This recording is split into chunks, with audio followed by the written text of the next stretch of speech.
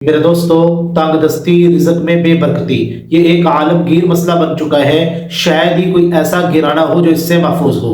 بہت سارے لوگ ہمارے پاس آتے ہیں، کہتے ہیں ہمارے گھر میں رزق کی تنگی ہے، بے برکتی ہے، مفلسی محتاجی ہمارے گھر سے جانے کا نام نہیں لے رہی، ہم کیا کریں؟ تو یاد رکھیں میرے دوستو، رزق جو ہے وہ آسمانوں سے آتا ہے۔ اللہ فرماتے ہیں وَفِي السَّمَاءِ رِزْقُكُمْ وَمَا تُوعَدُونَ، اور ہم اسے زمین میں تلاش کرتے ہیں۔ نہیں میرے دوستو، رزق اللہ کی طرف سے آتا ہے اور اللہ ہی بندے کو رزق عطا فرماتے ہیں۔ اما عائشہ صدیقہ رضی اللہ تعالیٰ عنہ فرماتی ہیں، ایک مرتبہ اللہ کے نبی علیہ السلام کے پاس ایک صحابی آئے، کہنے لگے یا رسول اللہ صلی اللہ علیہ وسلم، میرے گھر کے اندر رزق میں تنگی ہے، میں کیا کروں؟ اللہ کے نبی علیہ السلام نے فرمایا کیا تمہیں آیت الکرسی یاد نہیں ہے؟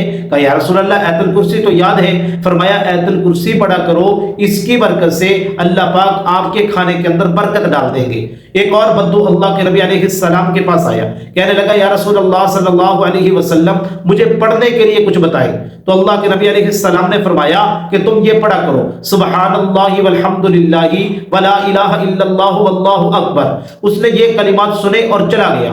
تھوڑی دیر کے بعد پھر واپس آیا، کہا یا رسول اللہ صلی اللہ علیہ وسلم، یہ جو آپ نے کلمات مجھے بتلائے ہیں یہ تو اللہ کے لیے ہیں، میرے لیے کیا ہے؟ مجھے ایسے کلمات بھی بتلائیں جو میں اپنے لیے پڑھوں۔ تو اللہ کے نبی علیہ السلام نے اس کو فرمایا کہ تم اپنے لیے یہ پڑھا کرو، اللہم اغفر لی، اللہم ارحمنی، اللہم ارزقنی۔ اس کی برکت سے اللہ پاک آپ کے گناہوں کو بھی معاف فرما دیں گے، آپ کے ساتھ رحم والا معاملہ فرمائیں گے اور آپ کے رزق کے اندر برکت ڈال دیں گے۔ تو میرے دوستو، اللہ پہ یقین اور بھروسے کے ساتھ جب آپ عمل کریں گے، دعائیں کریں گے، اللہ پاک آپ کے رزق کے مسائل کو ضرور حل فرمائیں گے۔ رزق کی برکت کے لیے جو میں آپ کو بتلانے لگا ہوں، اس وظیفے کو آپ نے تہجد کے وقت پڑھنا ہے میرے دوستو، اور یہ عمل اتنا مجرب ہے کہ آپ 21 دن کر لیں، انشاءاللہ اللہ پاک آپ کے رزق کے معاملات کو حل فرما دیں گے۔ یاد رکھیں کہ جب تہجد کے وقت آنکھ کھلتی ہے، وہ آنکھ کھلتی نہیں ہے، اللہ کی طرف سے جگایا جا رہا ہوتا ہے آپ کو، بندہ اٹھتا نہیں ہے، اللہ کی طرف سے اٹھایا جا رہا ہوتا ہے۔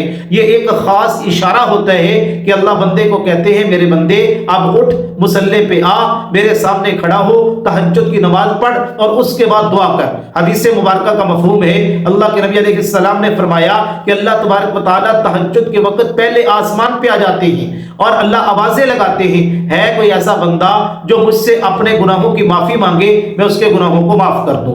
ہے کوئی ایسا بندہ جو رزق کا سوال کرے، میں اس کے رزق کے مسائل کو حل فرما دوں؟ ہے کوئی ایسا بندہ جو اپنی ضرورت میرے سامنے رکھے، میں ان کی ضروریات کو پورا کر دوں؟ تو تہجد کے وقت یہ آوازیں لگ رہی ہوتی ہیں میرے دوستو۔ یاد رکھیں کہ کچھ اوقات ایسے ہوتے ہیں، ان اوقات میں مانگی ہوئی دعا کو اللہ کبھی رد نہیں کرتے، تو ان اوقات میں سے بہترین وقت جو ہے وہ تہجد کا وقت ہے۔ تہجد کے وقت مانگی ہوئی دعا کبھی رد نہیں ہوتی میرے دوستو، اس لیے تہجد کے وقت اٹھیں، 2 یا 4 یا 6 رکعتیں 2 کر کے پڑھیں، اس کے بعد یہ وظیفہ اور عمل کریں جو میں آپ کو بتلانے لگا ہوں۔ عمل کیا ہے؟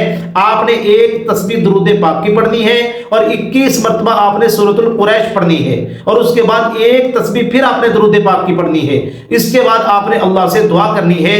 یہ عمل آپ 21 دن کر لیں، انشاءاللہ تعالی اللہ پاک آپ کے رزق کے تمام مسائل حل فرما دیں گے، تمام پریشانیاں دور فرما دیں گے، آپ کے گھر سے مفلسی تنگی دور ہو جائے گی انشاءاللہ تعالی۔ اللہ پاک ان باتوں پر عمل کرنے کی توفیق عطا فرمائے۔